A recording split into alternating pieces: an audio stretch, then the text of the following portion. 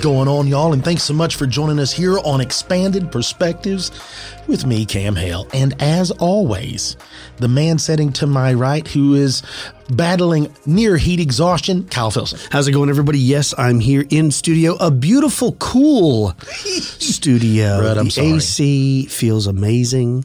Tell them. Yeah, about a day and a half ago, my AC quit working, and it's 104 degrees today. So the inside of my home is like 85 degrees. Oh my God. It is not easy to sleep like that. I mean, I'm like living like an Eritrean farmer up there. I mean, I am burning. Is your popcorn popping on the counter? And it's not quite that hot. Style? Boy, I'm telling you, I am laying on top of the bed with like a box fan blowing at my feet. It's crazy to me how everybody survived like that here. I mean, like 70 years ago. The idea of, and like, okay, here, when I was a kid, we had a swamp cooler. That's all I had. Correct. Right? Now explain to people that don't know. It was a big mat. That water, it depended on how you hooked it up. You could plug it in, like hook your water hose to it at the top, and it would run through it, circulate through this big water mat, and then the fan behind it would pull the air across it and bring in cool air and blow wet, moist air into your house. So everything had sweat on it or rust on it or something. It's just the way it was, right? Real damp, swampy, but cool air. That's all I had until I was like... Man, what was I? Probably, I was in my teens, I guess, before I got like a real air conditioner where I had it like that. And then, let's see, my grandparents, that's where I first felt an air conditioner, was my grandfather's house here in Weatherford. Him and my grandmother had one of those giant, big 220 window units. But forever, they had a swamp cooler. And I used to stand in front of that as a kid, right? And then when they got that big window unit, it blew my mind. I'm like, that air is like really cold. Yeah, right. And, you could turn to say, this was before you could set a thermostat. Like, it was just fan mode or on mode. High or low. Yeah, right. Nobody goes low. Yeah. Crazy? Everybody. We're in Texas. Crank it all the way up so you don't melt. And I know a lot of people in different parts of the country, and although also other countries, they don't even have central heat and air. They don't need it. Like, I have family in New Jersey. They don't have central air. Just heaters. Because it doesn't get cold. It doesn't get hot enough for long enough. That sounds pretty awesome. But if you're living here, man, it's like I said, it's 104 today. It's hot. There's a breeze, but it's still like hot air. Yeah. That's how convection ovens work, right? I'm like living in an air fryer. Right? What took so long for that to be invented? They're handy. Dude, really they are handy. Right? Dude, I like them. The air fryer, I'm a big air fryer and fan. the Instapot. Two new things I've got in the last 3 or 4 years, and they're both old amazing. Technology. I know. Like it's nothing in. Yeah. It's crazy. One of those things like whenever something's invented and you're just like, why did it take so long for humanity to see that? It's like right there. That's it. Right? So aside from that, you had a good weekend, though? I had a pretty good week other than that. Yep. Yeah, word. I had a great one. Dude, I have a pageant winner in my family. Yeah, tell everybody the news. My granddaughter is Miss Baby Peach for the County Peach Festival. That's right. The Grady, what was it? What was that on Dock Hollywood? Remember whenever they're having the squash, the Grady Squash Festival? Yeah. That's like the Parker County Peach Pageant. Yeah, the Peach county Festival. The county we live in is famous for peaches, right? So they have the annual Parker County Peach Festival every year here in our small town on the square and stuff. And so that's pretty cool that she won that. She won the baby division. So yeah, that's what it'll be. She's got her little tiara and a little sash and all kinds of stuff. It was hilarious. Right. Yeah, I'm getting ready to go on vacation. In fact, we leave tomorrow in the morning, and we're driving to New Orleans, and we're going to spend like 2 days there. I'm going to take my dad to the World War II Museum because he was wanting to see that, and I'd like to see it myself. I know that you've been. Mm-hmm. And then fan. 2 days later, then we're going to drive on through to Alabama. We're going to Orange Beach, Gulf Shores, and then possibly Florida. I don't know, like, because they're pretty close. It's not that far away. So we'll probably mosey on that way for a little bit. But and we're going to be gone for about 7 days. Don't worry, the podcast will come out like normal. I have a list of some places for you to check out to eat while you're down there. That sounds good. But anyway, so like anytime anyone's going on vacation, you know how it is. Everything pops up. Everything gets hectic. I tried to stay in front of it this year, and it's been pretty smooth sailing. Like I literally haven't had any more trouble other than no AC. And so keep your fingers crossed. But by the time you guys hear this, I'll already be on vacation. So if they need any help, it'll be too late. They'll have to wait till I get back. So I'm looking forward to it. Yeah. I know Luke's looking forward to it. Luke's very festive. You know, the teenagers, they're kind of like, where are we going? Yeah. What are we doing? He's ready to travel. But Luke, Little Fizzy's always down. He's ready to go. And so my brother and his family are going too. And my brother's son, Rhett, is almost the same age, a couple years younger than Luke. And they go crazy no matter where they're at. So this is true. It's probably going to be a little wild. And I'm probably going to get a little sunburn. I got my hat and everything ready. I know nobody else cares. I hope everybody out there is having a good vacay or planning one. I'm looking forward to it. What do you got? You said you were doing some fishing or unpacking some stuff. Yeah, we're doing some fishing, and we're going to my granddaughter that just won the pageant. It's her first birthday this weekend. Well, if she's feeling better. She's been a little under the weather. But if she's feeling up to it, we're all going to the zoo. Oh, the Fort Worth Zoo is amazing. So this is a question we get sent to us quite often, actually. People that are coming to the area, they want to know what we recommend, the Dallas Zoo or the Fort Worth Zoo. Now, the Dallas is a much bigger town than Fort Worth, but the zoos aren't even close. The Fort Worth Zoo is way better.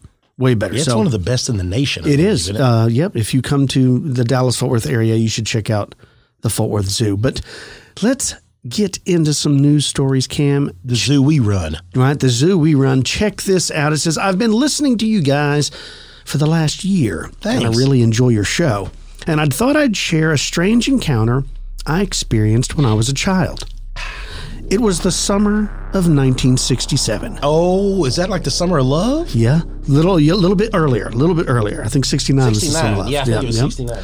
It was the summer of 1967, and my family was living in Mineral Wells, Texas, which was the home of Fort Walters, the U.S. Army's primary helicopter training center. My father was retired Army, and our home was in a new subdivision on the east side of the city. We had just lost our oldest brother in Da Nang, Vietnam, the prior summer, and I guess my dad wanted to have us to have a family vacation before he left for Vietnam in the next few months as a civilian contractor. So, we made plans to go to Colorado in July of that year. My grandparents were going to accompany us, and we'd be going in 2 different vehicles. My dad had a new Ford pickup with a camper on it. My grandfather decided to sleep in the camper parked in our driveway the night before our departure, and naturally I wanted to also, since he was my hero. So, we both went to bed around 10, and I was quickly off to sleep with the excitement of the vacation adventure beginning in the morning. Sometime in the wee morning hours, I was awakened with a mosquito buzzing around my left ear. I attempted to slap it away a few times, but it just kept returning with that annoying buzz. That was when I raised up to move over. I was sleeping beside my grandfather, who was on his side, snoring away. As my eyes were able to see over his slumbering body, I got a full view of the neighborhood. That's when I spied a strange orange orb floating above the house directly across the street. It scared me half to death. The object was larger than a basketball, with a strange orange glow that seemed to emit from inside of the orb. I immediately knew the object was something beyond our understanding. I quickly ducked down behind my grandfather, hoping whatever it was didn't see me, as I simply assumed it was something with a conscience. Not knowing what to do, I just laid there in my terror until my curiosity got the best of me. I slowly raised my head up enough to gaze across the street at the strange thing when I now saw it down about a foot off the ground, slowly moving from one side of the yard to the other. That was the end of my curiosity as I dove back down behind my sleeping grandfather and stayed there hoping and praying that the strange orb wouldn't come near us. I soon fell asleep and woke upon daylight with no sign of the object. I never told anyone or anybody in my family until I was 60 years old. I don't think many of them would have believed me. Over the years, I've driven by that house, and everything seems to be just about the same as I remember in 1967. What it was, I guess I'll never know. But many years later, I met a woman who reported seeing something with the exact same description. I now live in Weatherford, Texas, where I recently retired, but will always give wonder to that strange thing over the house across the street on a summer's night in 1967. You guys take care and keep up the excellent work. Cool story. That is awesome. Welcome to Weatherford. Thanks for showing Absolutely. up. Welcome to Weatherford. I'm going to have to get the address of that home in Mineral Wells. I don't know why, just so I could maybe see where once an orb was seen. Right, exactly. Not like I'm going to see it again, but I would just like to see it for context. That's a really cool story. That is really neat. Right? Yeah, Thank you. Thank you for sending that in. Thanks so much for sending that. Look, I read this online, folks, and I could not pass up the chance to share with you the story of a 9-foot-tall bipedal canine. Oh, 9-footer, bruh, Dogman. okay, please, do tell.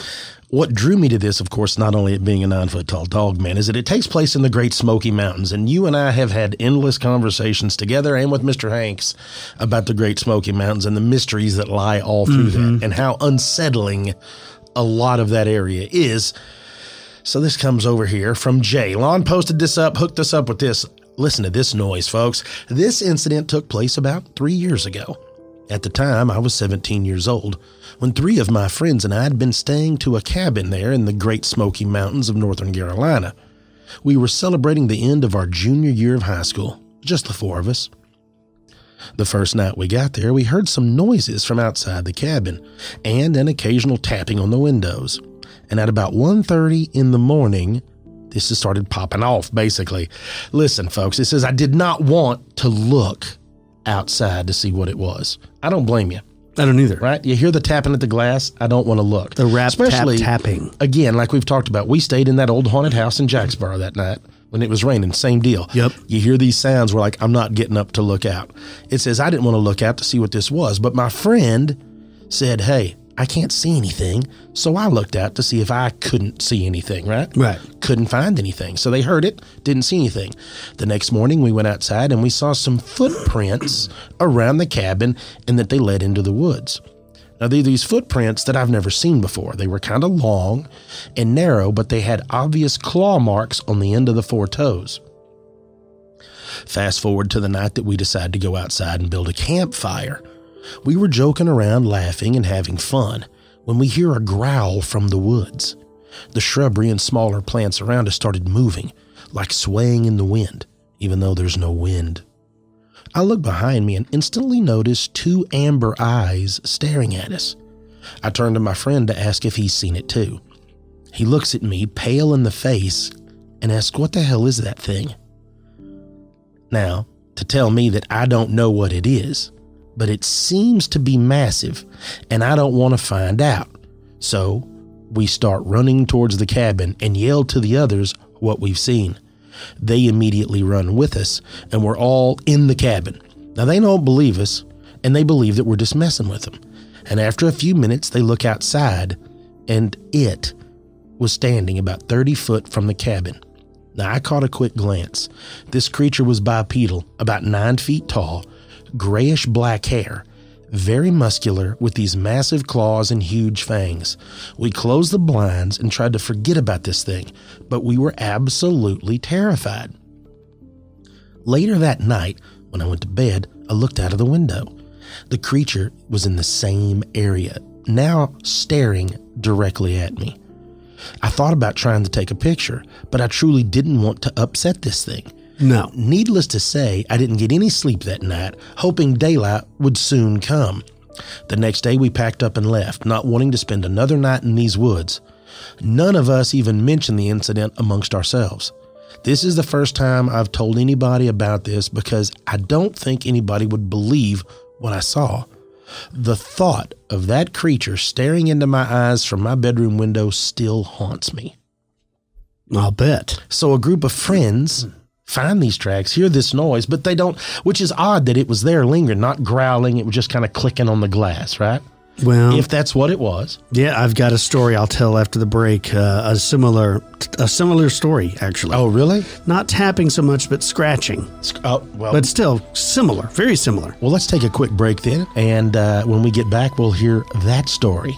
Are you down, Brad? I'm down. Let's do this. All right. You're listening to Expanded Perspectives.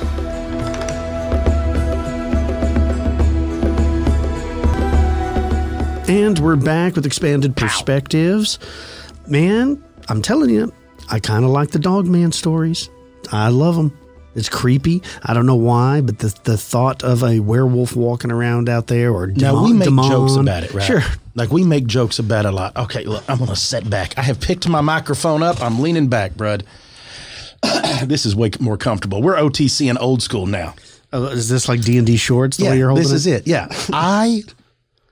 I know we make fun of it. I mean, like Kyle and I even privately will make fun of it with each other about the Dogman. And then we instantly will get serious about it 20 or 30 minutes later, really thinking about it, where it leads to something else. And I don't know why that is. I don't know why I waver so much about I guess because it's a werewolf, right? Just because you don't want to believe that something like that is possible. And why am I okay with Bigfoot, but I'm not okay with Dogman? Because Bigfoot never seems to harm anybody. He's like a tree hugger, right? He's there. He loves the animals. I love animals. He loves the forest. But we don't know that Bigfoot. Sometimes he throws very small rocks at people, right? But that isn't really going to hurt you. I have heard of tales. Pebbles. Where the guy shot the one and it died. Then that night they were throwing giant boulders. But they killed their buddy. I mean, you would do the same, right? Oh, this is true. Yeah. But I think that most of the time Bigfoot's cool. Werewolves, they're never cool. You know, we talk about it all the time. In the movies, the werewolf is always kind of a scumbag. He's like a drug dealer. He's just dirty. And why is that? I do not know. Where the vampire is more dapper, and they're very charming. They know how to dance and they know how to count. And they're just it's just the way it's portrayed. And I don't know how that got that start. This is the thing with the Patterson-Gimlin film.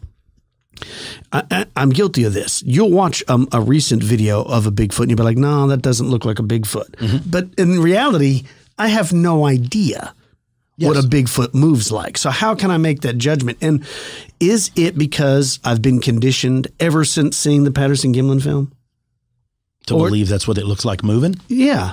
It's very possible, yeah. Because, it does look like a person. Well, you remember when we were kids, that video was viewed with a lot different lens than what it is now. Well, they definitely like couldn't when look we at were it, kids, analyze it like they can now. Well, it was like believed as gospel. No, I remember it still as is. a kid, right? It still is in a lot of the Bigfoot community. Yeah, it's like there's no questioning about that whole thing. Yeah, and that was a shock to me as I got older that there were people questioning it. Right? And you start breaking it all down. I don't know. It's a fascinating video. What do you think today? Do you think Bigfoot's real today? Yes. On today, I'm going to say, yeah, I think it's real. Today I'm feeling it. Right? I'm feeling it, man. We're doing a session in the studio. I'm coming with the vibes that I believe I'm Bigfoot. Feeling it. So give me a rap, tapping story. Yeah, check this out. It says... Now, look, if we're talking about Bigfoot, right now I'm on the spot. Today, in this vibe, you believe Dogman's real? No. Oh, I'm going with yes. You are? I'm feeling the Bigfoot vibe. I'm hoping it's real. The Dogman vibe. I'm hoping it's real. Now, part of me, I don't hope that it's real. I'm going to believe it's real. I'm hoping it's not real. I hope it's real, but I hope I never meet one, if that's what you want to know. You know what I would like to see? What's that? Like a little dog man, like a coyote man, like we've talked about. Fox man? Fox man, coyote man, like something along those lines. Cool guy on a motorcycle racing by with his loud pipes guy. Did you hear that? Yeah. Yeah, that was awesome. Check this out. Yeah. It says, the sound of the scratching still wakes me at night, fearing for my safety. I think I'll never get that horrible sound out of my head. Not after those nights in the forest. I'm going to tell you why the sound haunts me so much. Let this story be a warning to you and anyone who dares to venture down this particular trail. I live in Kansas, and one of my favorite pastimes is hunting. Cam, you just went hunting in Kansas? Mm-hmm, and I'll be back this year, too. I regularly go on. We don't go to this area. Let's pay attention, okay? Get your notebook out. Hold up. Get I'm ready. Hunter's, what is the app? The OnX. Get your OnX and mark the geological location of this thing. It says, I regularly go on long hikes into the wilderness to take in the beauty of nature and also to score a good buck. Not only is it fun activity, it keeps my fridge stocked with fresh meat so I don't have to go and get that awful store-bought mush. I've been hunting since I was 18 when my dad gave me my first rifle, a hand-me-down from my late grandfather. I've always enjoyed the hunt and consider it part of my identity. But a few years ago, something happened that made me hesitant to ever go into the woods again. My friend, who will not be named for privacy reasons, lives close to a wildlife reserve. It's one of the most popular spots in the state for hunting, but I actually avoid it since so many other people go there. And many of them are trophy hunters or trigger-happy rednecks that want to shoot any and every animal they see. However, a couple of years ago, my friend told me he discovered a secret hiking trail that's been abandoned for years. He said it's a long trail, taking you a good 10 miles back into the woods, even farther than the reserve's boundaries. It's called the Arapaho Trail, for the Native American tribe that once inhabited the woods. He also told me how the natives told some spooky stories about those woods and how they are cursed by an evil presence. It got a good chuckle out of me, and I've never been much of a superstitious person, at least not yet. On a Friday afternoon, I set out for the reserve, planning on setting up a camp somewhere along the trail. I intended to stay out there the whole weekend. As I walked deeper into the woods and reached the Arapaho Trail, I noted how tall the trees were. These were 100-year-old giants, they had to be, and hardly any had been cut down. It was truly a beautiful sight. Sadly, not one of the ones you see much of nowadays. Anyways, I continued the hike. The trail was pretty run down, but still manageable. Along the way, I saw small ravines and cave openings. One particular big cave had a deer carcass or something dead lying outside of it. It didn't startle or surprise me one bit, as coyotes and bears are both very common out here. Suddenly, though, I picked up on something. The forest was quiet. Not a single bird chirping, or even a frog croaking. I tensed and began to feel I was being watched. I've encountered both bears and coyotes up close, even a pissed-off bobcat once, but this was a different feeling. The hairs on the back of my neck stood on end as alarms went off in my brain. I whipped my head around to check my surroundings, but I didn't see anything. Then, just as soon as it all started, it was over. The forest chorus returned, and I felt the chill feeling fade away. I breathed a stressed sigh, both relieved and confused. I'd never felt that way before in my entire life. It took my breath away and made me feel my life was in danger. After calming down, I chalked it up to possibly being a mountain lion, which are rare but not unheard of in Kansas. After a brief rest, I continued my hike. I scored a jackpot when I found an old hunting cabin about 5 miles down the trail. It looked to be in relatively good condition, had a fireplace in it and everything. This saved me a great deal of time and effort pitching up a tent and setting up a whole campsite. Nice. Right? So he said I went inside. I noted how the place was very clean despite not being managed. He says I put down all of my gear except my rifle, then set out around the afternoon time to start hunting. I saw a couple of does and some coyotes, but not any good bucks. I did find a deer stand, another old abandoned one, but then it was already getting dark. I promised myself I'd come back down tomorrow and check it out. It was only a half mile from the cabin, so it wouldn't be that hard to find it again. I went back to the cabin, I made some s'mores, and I fell asleep. I woke up around 2 a.m. to a weird sound, some kind of scraping or scratching noise from outside of the cabin. The blinds to my window were shut, so I couldn't see outside. I got up to open them, but hesitated. I remembered the strange feeling I got during the day, outside of that cave. Having the gun by my side and the safe feeling of the cabin gave me a confidence boost, though. I opened the blinds and shined my flashlight outside. I figured it was probably a black bear, curious about the cabin. I did a full walk around the cabin and saw nothing. As I rounded the corner to go back inside, I saw something moving in my peripheral vision. I snapped my flashlight in that direction, but it was already gone. From what I could barely make out of it, it looked brown in color and fairly tall. I realized it was probably just a deer and sighed in relief. But part of my mind still worried a mountain lion might be stalking me. The deer carcass and large animal I had just seen were certainly convincing evidence. But there are so few in our state, I considered the possibility very slim. With that, I went back to bed. The next day, I didn't check the side of the cabin until much later. I'd gone back to the deer stand and actually scored my first buck of the season, and spent the rest of the day cooking and preserving the meat. That night, it began again. The scratching outside of the cabin. This time, the familiar creeping fear I had experienced 2 days earlier they returned to me. I once again hesitated to open the blinds, and when I did, this time I knew I saw something. It moved incredibly fast away from the flashlight, and I couldn't make out any details other than its size and color, just like last time. Now I was getting angry. Here I was, a hunter with a loaded gun, cowering from some animal like a scared little rat. I grabbed my rifle and stormed outside, in the direction the animal went. About 50 feet into the woods, the nighttime chorus of frogs and crickets ceased, just like last time. I stopped, flashlight and rifle in either hand, and looked around. It didn't even raise my flashlight in fear what I might see. Then, I saw it. Between two trees about 30 feet to my right were a pair of lowly glowing eyes. They were pretty big eyes, bigger than any animal I'd ever seen, almost looking like lamps. I slowly lifted my shaking hand to shine the flashlight in that direction, and then I finally got a good look at what had been stalking me for the last 2 days. It was about 4 foot tall, kind of like the size of a German shepherd. It had brown fur running across its body, somewhat mangy and torn in some places in what looked like scars. It stood on its 4 legs, and its front legs were longer than its back legs, giving it a posture that vaguely resembled a gargoyle. The front paws ended in what looked like hands. I could even see a thumb-type finger. The face was the most terrifying thing, though. It had a canine head with pointy ears and a long muzzle, and it bared its fangs as the light revealed it.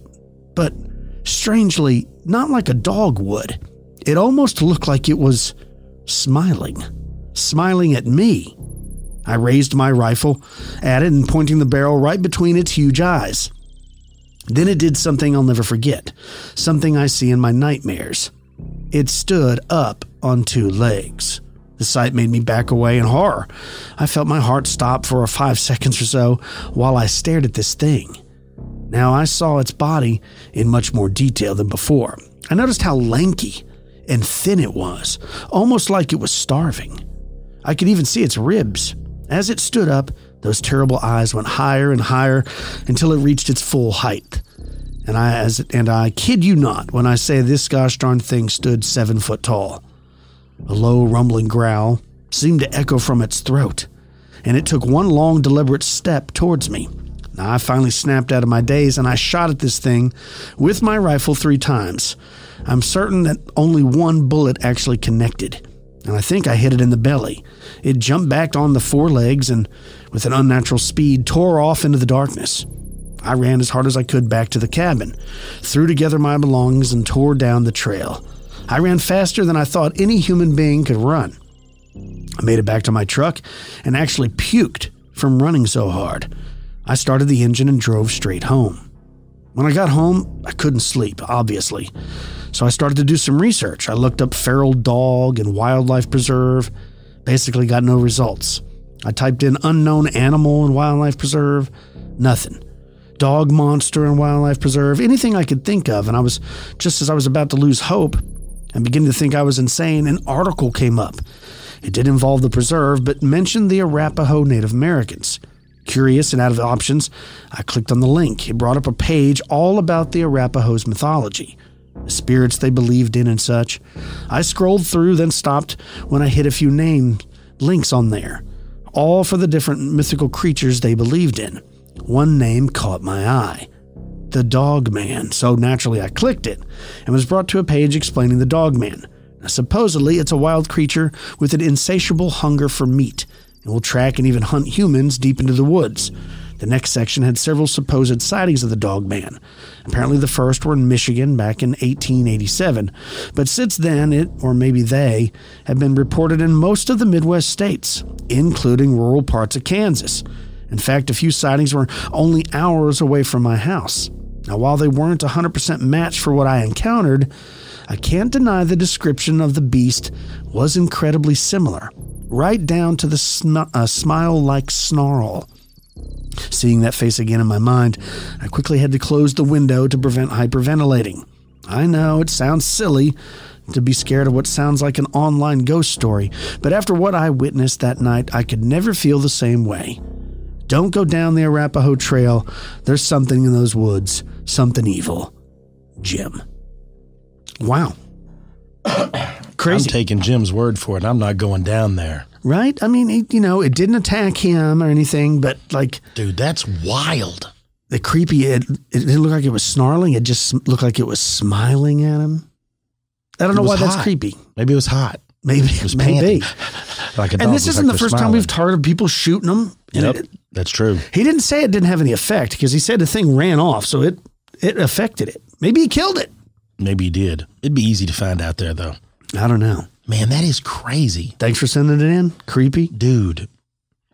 So, again, with stuff like that, it does seem like there's everybody that we've know that have seen them or have, stories like this, there seems to be a lot of hunters come across them. Yeah. Right? Turkey hunters were Makes seeing sense, them. because that's who's out in the woods, right? Exactly. That come across there. But just like that, people shoot them. I wonder how many that have been, let's say they're 100% real, right? Let's say they're out there and more people have come across them. How many have shot one and it done all of this? It has messed people up so bad that they don't even talk about it. Oh, I'm sure. Because we discuss this all the time about the stories that people don't tell. I think there's a lot because they don't want you to think they're crazy.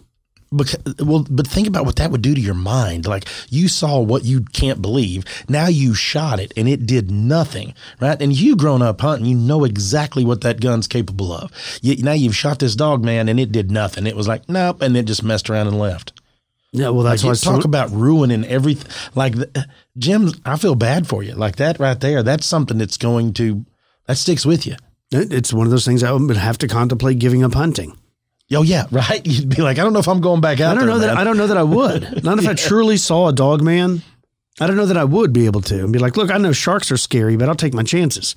But see, that goes through my mind every time I'm in the ocean is like, am I going to be that one guy to where the one missing link shark that nobody's ever seen is paddling and it just goes boom and takes me down? I'll be that guy. It could be because every one of those guys, they never thought it would be them, right? Oh, yeah, that's not going to happen. Surfers, I surf. Oh, they're not that dangerous. And then, somebody gets their leg bitten off. Oh, you're much more likely to get hit by lightning than eaten by a shark. You're like, yeah, because people don't live in the ocean. That's right. You know what I'm saying? If everybody lived in the ocean, I bet you there'd be more shark attacks. People only go in if you think about like just the tiny bit of the ocean. Yes. If you're just out there swimming in the open ocean, they'll get you because every time I've heard a story like the USS Indianapolis and stuff, it ate everybody. You've heard it. But how many did it actually? Do we ever know? Because didn't they say that some of that wasn't right? Oh, I'm sure there's been embellishments. Or is it like they tell everybody that it was embellished so they don't freak out, right? I think now you're onto something. I got something here that I've never heard of. You ever heard of Hoof Man? Never. This is from Arizona, and I'm going to butcher this. I apologize already. Yavapai Nation. Oh, cool name. But it's a reservation in Arizona, and it says this. It says, I saw the Hoof Man, which is a creature said to stalk the Fort McDowell Yavapai Nation Reservation in Maricopa County, Arizona. I've seen it twice in my life. Both sightings were at night. The first time I was 6 years old attending a family cookout. We began hearing hooves running around our house very fast. Everyone was outside enjoying themselves when suddenly all the adults began to quiet down. Everyone got quiet. So all we could hear was hooves moving at a very fast, unnatural pace. All I can think of is like Freddie got fingered when he said, look at my hooves, look at my hooves. It says, my mom began rushing the kids inside when suddenly all the electricity in the house shut off. As we kind of like my AC. Right, just like your air conditioning. As we were surrounded by the silence and darkness, we could hear the heavy breathing of a large animal. Suddenly, we heard a loud thump as if something hit the ground really hard, and the sound was right in our front yard. We heard a rustling, then suddenly the lights and music came back on. My grandfather then shouted, "He stole our meat!" Everyone came to realize the raw meat that they had just put on the grill was gone. But then they noted a single pair of hoof prints in front of the grill, and some type of animal hair was left on the grill as well. Everyone rushed inside because they were obviously terrified. Obviously. My uncle grabbed their guns and they went looking for it, but found nothing. Everyone knew who took the meat without having to say it. Now, this was back in 1998 on Fort McDowell. The second time was the most frightening since we actually saw him up close. All I can say is what I saw that night is exactly what is usually described: a very large, at least 8 foot tall, solid black entity with glowing red eyes. So is this like the dog, not the Dogman, like a Mothman? They're talking about these hooves, right? Or we've heard the Jersey Devil stories. With the wolves and the hooves. The wings and the hooves as they're walking around on the rooftops. Now we're getting it out here in Arizona. Doesn't the Snallygaster have hooves? I believe some accounts they do. Yeah. Speaking of Arizona, this wasn't Arizona, of course. I heard this about out in El Paso. I remember hearing a story. We were talking about people going missing, right? Like people. Sure. And I remember reading stories about people, that were in groups in the middle of a forest hike and then they just go missing, right? Like during the missing 411. And you're like, how do you go missing around these people? I remember reading a story out there in El Paso in the dunes where everybody goes and rides their dirt bikes. Mm-hmm. They go back through there. There was a group of dudes out there riding a few years ago, out there riding around. They said they're making the trails and they do it every weekend, right? And he said they come across this dude. So they're all sitting there and this other bike rides up on them. And the guy rides up and they're like, hey man, you want to ride with us? Because they said they're out in the middle of nowhere. And the guy nods like, thumbs up. So they all take off. Well, he's in the back. And the dude said, we're racing around doing all this stuff. And he said, I keep looking back to make sure he's there. Like, because I don't know if he knows the area or whatnot. He said, finally I go around a big turn, look back, he ain't there. They looked for that son of a gun till like daylight the next day. All them dudes all night riding through the deserts, never found the guy. Said they didn't really report it because they didn't know if he rode off on his own. Right. Nothing. Like you would have found him something out there. Goes on and finally he was like, you know what I think it was? A drug runner, a mule. He said, I think that guy just went out there and since he didn't want to draw attention, he let us get going and he followed us away and then he took off. But I've often wondered, like out there in these, when people go missing, especially out in those areas, how much would be like drug mule related, like I would like to know. That's a good point. Yeah. I would like, just like we talk about with the Border Patrol agents, a lot of their work's at night, just sitting in the dark down there watching, right? They've seen so many things. Like we already know, our buddy Chris James, baby, we already know that the stuff he's seen going on down there, like all that stuff. What's the guy, Rocky? Yeah, we've covered it. The game warden, or Border Patrol agent. All of that stuff down through there. So I often wonder, like what they see. And I don't know. I just feel like with this hoof guy and in the desert and all that stuff, could there be something like the Jersey Devil that's down in there?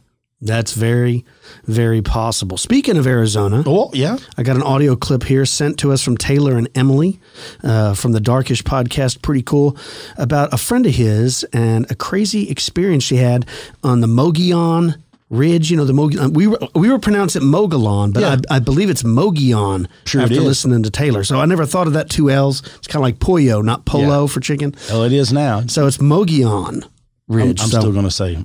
You're going to say Mogollon? I'm sure I'm going to mess it up. Yeah. Yeah. Well, check this out. My name's Taylor, and I have a story to tell you today. The story isn't my own, but a friend of mine. And the story that I have to tell you is eerie and scary all in one. So just to speak a little bit of context about my friend whose the story belongs to, she's a very reliable, credible, actually very highly intelligent person. She's actually has her master's degree and actually in the process of pursuing her PhD. She's a go-getter. She's honest, but also very humble. And ever since I've known my friend, she has always been, and I mean always been, very fact-oriented. She doesn't like to mix her words or get caught up in fake, unuseful information. So when she told me this story, I could tell that it was true because it was very out of her character to make something up like this. The first time she told me this story, we were both of us, just the two of us, on a long 14-hour drive from Idaho to Arizona in the dead of night to make it to our families for Thanksgiving. We both went to school in Idaho and we're trying to make it to Arizona. And during this time, around like 3 a.m. in the morning, we were both trying to talk to each other to keep each other awake. And also we were just so bored. But my friend, who we'll call Rachel, opened up about an experience that she once had regarding drumming and ghosts. And the experience that she told me still kind of scares me to this day whenever I go out into the woods, which I do a lot, and I think about it. And when she told it to me the first time, I couldn't quite believe how unusual and wild it was, but I could tell that it was true. But even though I believed it was true, I asked Rachel 2 or 3 more times when we were just alone, maybe a couple months after this experience, when she first told it to me, to tell me it again, just so I could see if she changed or altered her story, just to see if she was trying to make me scared on that drive or just trying to creep me out. But every time she told it to me with the exact precision that she did the first time. And so, since I know the story well, I tell it here and I make no alterations, as this is my friend Rachel's transcendence with the paranormal.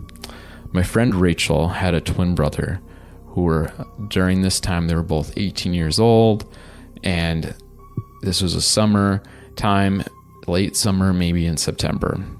Both of them decided on a Saturday that they'd go out to the forest to go shooting guns and to go target practicing. I believed her brother had a new rifle that he wanted to sight in. But the place they wanted to go to is a place that they hadn't gone before. It wasn't their usual shooting range, but it was a new place. And why they wanted to go to this new place is because one of their group friends told them about this valley right near the Mogollon Forest and the Mogollon Rim in the mountains of Arizona, where she grew up. And it was just really undisturbed, really quiet, had a little stream flowing around it, and just really pristine and beautiful. And to get to this valley right next to the Mogollon Rim, it took an 1.5-hour drive to get there. An 1.5-hour drive on dirt roads with lots of ruts in it, and if you didn't have a 4-wheel pickup truck or car, you probably wouldn't make it. But they decided to make this drive anyways. And after the long drive and the long haul, Rachel and her twin brother finally got to this undisturbed valley. And they got there and they had about 2 hours of sunlight, or 2 hours to do some shooting before they left. So they proceeded to start setting up their ranges, start loading their rifles and setting up targets, just getting ready. But as they were there for about 2 or 3 minutes, or the first 2 or 3 minutes, they heard a small noise, so subtle in the very, very far distance, kind of up on the top of the Mogollon Rim or up in the mountains and the hills near it. And the sound wasn't something natural. It was a noise that felt like an acoustic noise that was so subtle that one could barely hear it. But it was definitely articulating in a way that stood out from all the natural noises of the forest. Even though they were in the middle of nowhere, the twin brother suggested, probably someone's just driving down a dirt road that we don't know that it's there, and probably just playing their car radio too long. So Rachel and her brother decided not to worry about it, even though it was unusual, because they were in the middle of nowhere. After getting everything set up, they started shooting down the targets. But as they started shooting down their targets and enjoying themselves, the acoustic noise started to get louder. And instead of being in the far distance, piercing from the tops of the hills and the mountains of the Mogollon Rim, it got more at the edge of the mountains. And they could tell that the articulating acoustics was more of a subtle beating of the drum, just on pace, just a beating of the drum, like a drum you'd hear being beat at a marching band or possibly around of a Native American ceremony. She asked her brother if he could hear that, and he said he could, but he seemed so preoccupied with sighting in his new rifle, he didn't really worry about it. So she decided not to worry about it either. But she, at the same time, noticed that all the birds stopped making their noises. There was no wind, not a breeze. It is like someone just turned off all the natural noises that the forest makes. And that, when she kind of noticed that, Rachel said that she kind of felt like a visceral uneasiness about the whole thing. And after 10 minutes, the noise went away as if it was never really there. But after just 1 minute, it started again, but it was closer and louder. Instead of just a noise on the mountains or piercing from the hills of the Mogollon Rim, it was just at the base of the Mogollon Rim. Both her brother and Rachel were bothered by this because the distance between the first, second, and now third noise had covered a lot of ground. And sure, it could be an echo because they were in a valley, but it didn't sound like an echo. It sounded like a normal beating of the drums. And the distance between the first and second, third time they heard it had to be several miles, which from their awareness and understanding, there was no dirt road or no travel, even trail to cover that. But as soon as they were thinking about this and started talking about it again, the noise cut out. And her twin brother said, someone's just trying to scare them. Don't be fearful. And the brother even bragged that, we got guns. Who's stupid enough to try someone when we have guns? They proceeded to shoot guns. But as soon as he made this comment, the drumming started again. But this time, instead of being on the hills or the valleys, it was right in the valley with them. And this time, the drumming felt like as if it was only 100, maybe 120 yards away. When they looked in the area where it was coming from at the base of the Mogollon Rim, they saw absolutely nothing. She said that visceral uneasiness quickly turned into panic. Her twin brother, who was somewhat of a tough guy, again was like, this is unusual, but I'm sure it's just a weird echo. Don't worry about it. And again, as soon as he said this comment, like clockwork, the drumming stopped. And Rachel was really hoping this is the last time they heard it, and it was all over, she was hoping. But as she started thinking, her mind started to kind of drift into what some of her Native American friends had told her. Her Native American friend told her that drumming, especially the beating of the drum, according to Native American culture, had to do with the power of lightning and thunder. And the beating drum was meant to get the attention of the gods, or to communicate with spirits, or even sometimes to warn people to get away or don't come near. There was also a local myth in the area that ghost drumming was associated with skinwalkers. Rachel's thoughts were racing, and her twin brother seemed preoccupied, seemed like not worried about it. So Rachel came to her twin brother again and said, hey, I think we need, or came for the first time and said, I think we need to leave. But Rachel's brother said, we don't need to leave, not to worry about it. And again, the drumming had stopped. It was probably all over. But as soon as he said that comment, the drumming started. But this time, it was much closer. It was about 30, maybe 20, 25 yards away. And when they looked in that direction, expecting to see a marching band or a solo drummer or a car out there playing its radio, they didn't see anything. It was as if they were expecting to see something, but nothing was really there. And this time, they could feel the vibrations coming from the ground or the earth into the soles of their feet. And she said that she could even almost hear like a small, subtle chanting with it. And this time the brother said, okay, we're leaving, getting out of here now. So Rachel and her brother loaded up all their guns and their target practice stuff as fast as they could. And as they were loading it all up, they got everything good to go. They closed the doors. It stopped. And they almost took a sigh of relief. And I was like, okay, I had no idea what's going on. We're just going to leave. We're just going to get out of here. And we're done.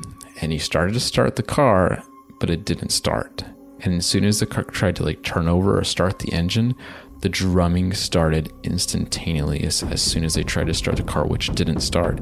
And this time the drumming was right near them, like feet away from them. It was almost, Rachel said she could hear it so loud, like when you're in a room with a drummer and it can almost pierce your ears. She said felt like it was really almost causing a ringing in the ears because it was so loud. She said she put her hand on the window and she could just hear and feel the vibrations radiating from the air into the palm of her hand from the window. She said her brother was panicked and started cursing. They started screaming at each other to get the car moving. He tried to start the car, wouldn't turn over, just wouldn't start. Her brother jumped out of the car, flipped over the engine so he could see what was going on with the engine, and found out that the battery had been disconnected from the engine. Not enough to cause that much of an issue, but enough to where it wouldn't start. And the weird thing is they traveled an hour and a half and they didn't have any issues.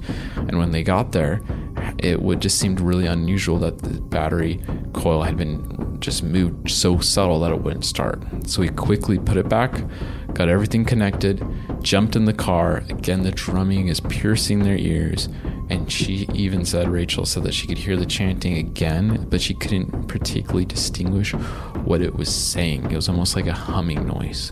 But the car started and they got the heck out of there. And as her brother was racing out of that valley, the drumming followed them. And that's crazy because she said she looked at the speedometer and he was going up to like 35 to 40 miles per hour on a really janky dirt road.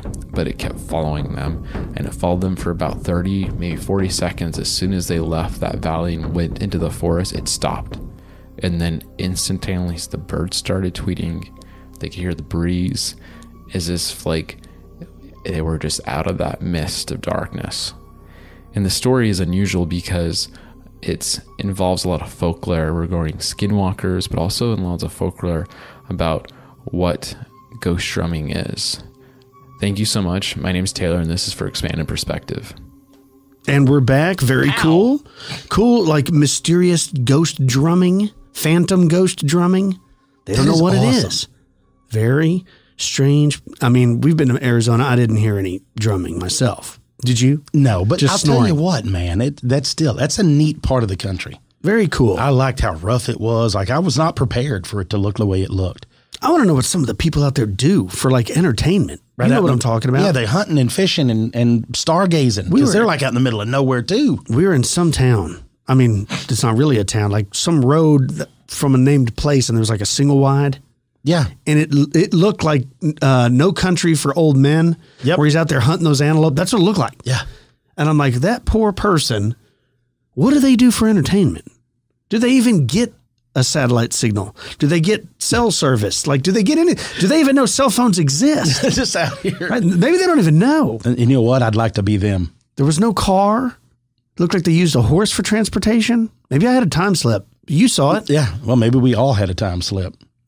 I don't know. Very sure. I mean, you would like to live like that?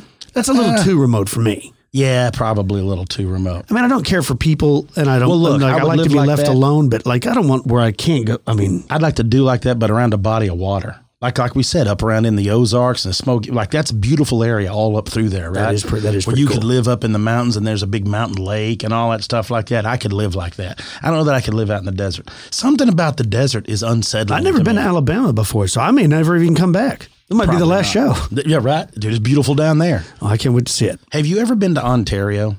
I have not been to Ontario. I've only been to the western side, so British Columbia and Alberta. Well, next time you get ready to go, you I need would to like go to. to Ontario, because here's why. This took place in the summer of 86 or 87. This person says, I remember it clear as day. In southern Ontario, 86 or 87, I was a kid and had recently moved to a new home. I was playing in the driveway beside the house, which was mostly dirt and stones, and I was looking for anything interesting. My dad was in the garage working away. Attached to my bedroom was an unfinished sunroom. It had windows that were about 3 or 4 foot off the ground, and they wrapped around the room, giving you a good view of the backyard of the house. While I was playing, and for whatever reason, I decided to look up, and I saw the bust of what people describe as a mantid. It was a confusing sight, because it looked like an action figure. This being had a large muscular body with a head that was insect-like, but not quite. I'm guessing it was around or under 5 foot tall. Its eyes wrapped around its head, and its face ended in a point, like a beak or like that of a mantis. The view I had was of its head slightly turned with the body facing me. The eyes were rounded near the front of the face and wrapped to the back and ended in a sharp point, and they protruded slightly, but not like a mantis, and they were very black, like Vanta black. The suit it was wearing was dark, perhaps black, and shiny. So we got a mantis-headed being in a latex like cat suit. Yeah, well, he's trying to drop weight. He's got one of those wrestling suits on. He's trying to shed some weight. That's true. Cutting a little weight. Says, I think it may have had some indented texture, like almost plastic looking, with perhaps a large round collar. The body looked approximately human, but the musculature was more rounded and not as defined, like large rounded shoulders and a barrel chest, making it look more exaggerated and like a toy, or like a muscle suit. I think the head was dark, with some orange tint on it near the back, and maybe had a greenish tint near the beak. Now, after a few seconds of looking at it... The thing had a beak? Yeah, well, like a mantis face. Oh, my right? God. Said mandible. Mandible, yeah. Yeah. Said after looking at it and it looking at me, the window burst outward, and I looked away for a split second, and it was gone. I ran to get my dad, who said it was just the heat in my imagination. That summer, most of the windows slowly burst, but I was not there to see what happened. I was experiencing a lot of heat in my house without the AC. I never saw a manted being. Did you have any windows busting? Because no. That could have been, that's hot. Says, I never gave it much thought, never attributed it to an alien encounter until I read some account of a guy seeing insect-like creatures in muscle suits. Well, that's exactly what I saw. And coincidentally, as I got older, I became obsessed and terrified of gray aliens. Well, yeah, it's a good idea. Yeah, right? That's good. That's called getting wise. Yeah, that's called smartening up. When I was a teen, I started having extreme pareidolia, seeing their big black eyes and almost everything and feeling terrified. I got bloody noses a lot as a kid and got checked out, and it was attributed to a blood vessel close to the skin. I have no other recollections, no weird scars, no missing time, etc. I think I've seen a UFO once. I saw something that looked like a star.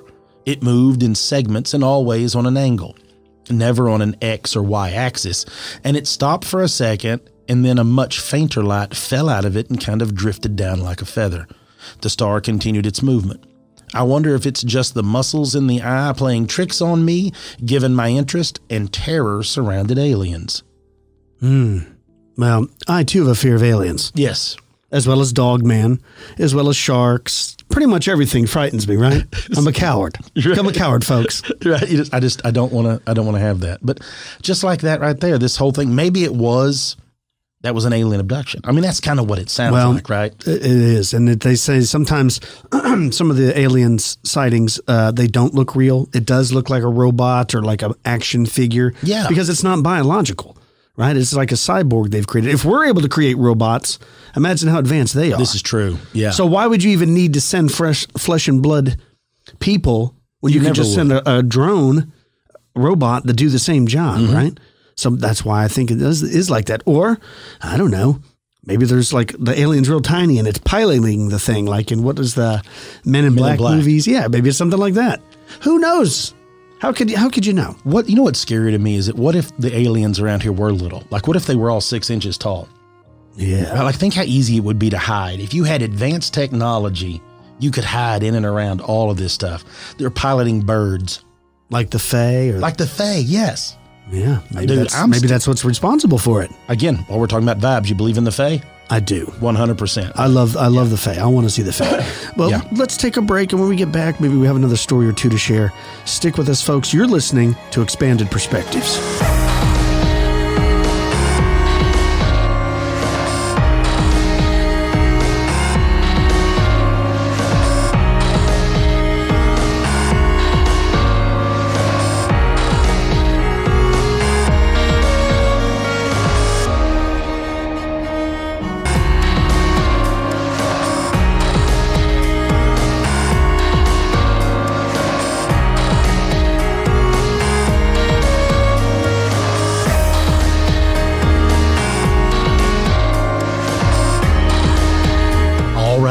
All right. Yes. Some other wild tales. We're back with Expanded Perspectives. Before we move on, we were talking about the USS Indianapolis earlier. You were asking about the shark attack. So during the break, I went and checked that out. The USS Indianapolis was sank in World War II. And like back then, they didn't even know it was that the ship was going under, for a long time. Anyways, it said, because you were asking me how many people actually got killed by those sharks. Yeah. It says here, of the 1,195 crew on the ship, when it was torpedoed, only 316 were pulled out alive. So what is that, like 879? 879 people were killed by sharks. Or exposure to the water. But I'm going to say, when you expose yourself to water, there's sharks in it. That's one of the exposures. Okay, of course I'm joking. Some of the people drowned. Some of the people died in the blast. But it does say here, it is thought to at least be 150 died from shark attacks. At least 150. So, man, imagine being on the open ocean. What could be more terrifying than, like, literally, you're in the middle of the ocean. Nobody even knows that you've been torpedoed, and that there's no rescue crew looking for them for 2 weeks. And you're just bobbing around the water day and nighttime, bobbing in like a bobber, like a top water plug. And every once in a while, that's my nightmare. When you see a buddy of yours get bit in half or pulled under, and you can look under the water. No, and I can't look under the water. All of these blue sharks. I can't look under the water because there's fecal material all around me. Can you imagine seeing the tails? No, I can't. I mean, because I like to sleep well at night. You're just waiting for your death. Show me the way to go. And while you're there, you got to be like, look, man, this ain't like a movie. This is real. This is me. This is how it's going to go. This is it. I'd just swim down. Would you? I'd just start swimming down. I wouldn't. You'd wait for the sharks to eat you? I'd fight those dirty devils to the very stinking end. I told you, I'm a coward. I would to the very stinking end. I don't care. They're going to choke on them. Choke. I'd be like, what is that? Day of the Dead. Yeah, with Bub. Yeah. They're all on the ground and all that. You don't remember that, though? I do remember that, yeah. Show me the way to go home. Oh, you're talking about from Jaws? I'm tired and I want to go to bed. Yeah, that's from Jaws, yeah. Yep. Check. Had a little drink about an hour ago. That's going to be stuck in your head. Yeah, that's one of the best movies ever made, really. The original Jaws. Oh, 100%. Anyways, check this out. I got another story here. It says, from the time I was a young child, they were with me. These dark shadows, being that I always saw but never interacted with. To call them shadows is a bit of a stretch. They were dark and featureless like shadows, but appeared solid and unaffected by pale light like moonlight. However, with the lights on, they would completely disappear. The shadows were between 3 to 5 foot tall and shaped like a person, wearing a sheet over their head, but more dome-like. Honestly, they reminded me of standard gummy shape. Every night I would see these shadows against the walls of my bedroom. They would mostly stand around and slowly shift in place. They scared me because my imagination would run wild. Could they see me? Did they know I could see them? Did they mean me any harm? Those shadows were the reason I was afraid to get up at night to use the restroom or get a drink of water. I would imagine them attacking me if I got out of bed or consuming me whole. But they never did. They never did anything like that in all the years they were with me. In fact, I only saw them interacting with their environment once.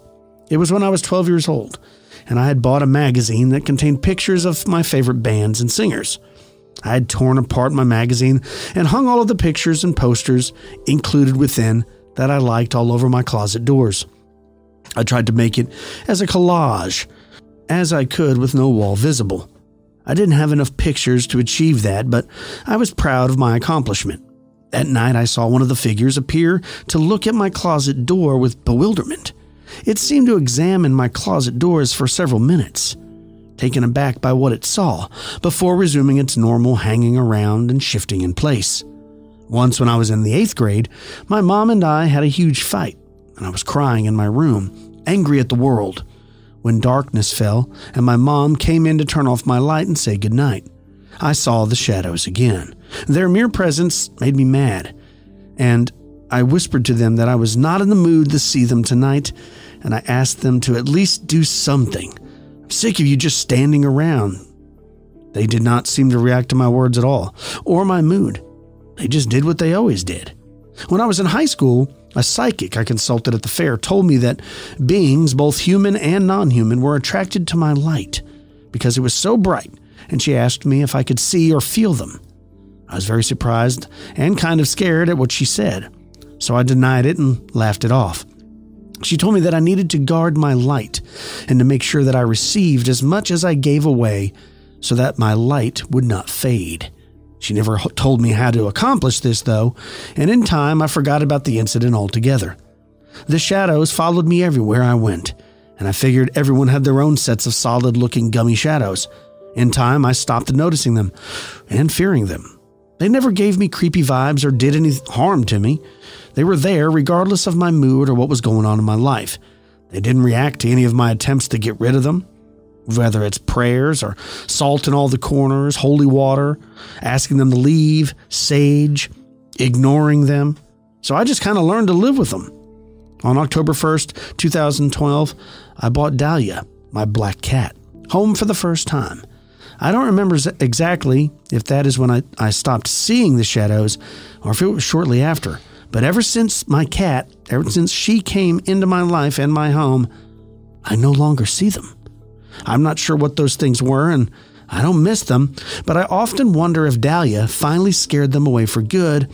I hear cats can scare away spirits, so I wonder if it's true. Wow, thank you for sending that in. That's awesome. And yeah, of course. Look, that's what the Egyptians used them for, right? Right. And they control the underworld or whatever. The cat just put them in its place. I love cats. In fact, I have 5. And I am a fan of the cats. They're very cool. Listen, this is what it is. I love dogs too. Don't get me wrong. I think I like each one for different purposes, right? Just like you like drills, you like impact drivers. Like there's different applications, right? Yeah. Cats are very self-taking care of themselves. They don't really get into much trouble. They're really easygoing. But you can't really have a cat protect your loved ones. Like if you have a dog, you can. But you know one thing a cat won't do? What's that? It won't narc on you. Yeah, that's true. Dogs are narcs. They work for the police force. I've seen them. Man, all joking aside, whenever you see the guys release the dogs, everybody gives up at that point, Belgian right? Malinois? Those dogs are so awesome. Yeah, they're very good. Very well, good. Ours is like my wife's dog. I told you is half lab and half German Shepherd, and his big giant fat butt is laying around my house right now. That's hilarious. Yeah, he hates the heat, so he hardly ever goes outside till it gets cool. But he's real dark, right? He's big. He can't. I mean, it's too much for him. Look, I got some really crazy stuff I've got to tell you, man. Sure. So, my mother loves to collect rocks, right? Remember all the stuff we hauled from Colorado? Look, folks, my mom has always been the woman with, like, a whole collection of petrified wood. I mean, all kinds of stuff. All the stuff. She's gathered it from across this great nation, right? Up in the mountains when she lived in Colorado. I mean, all the way. Anywhere she goes, where she's lived, she's always been a rock hound. Like she would go and just look and pick them up and then bring them and all this stuff. Well, a friend of hers gave her one to put in her rock garden to go with her regular garden and all of her flowers and plants. And my mother, of course, is, she's never met a stranger. She'll make friends with everybody. So she was talking to him, made friends with some people that work for a geological group up here north of us, right? And they were talking, and the girl that she's friends with is like going to college to get her geological degree, and she works with a woman that's got the degree in it and all this stuff.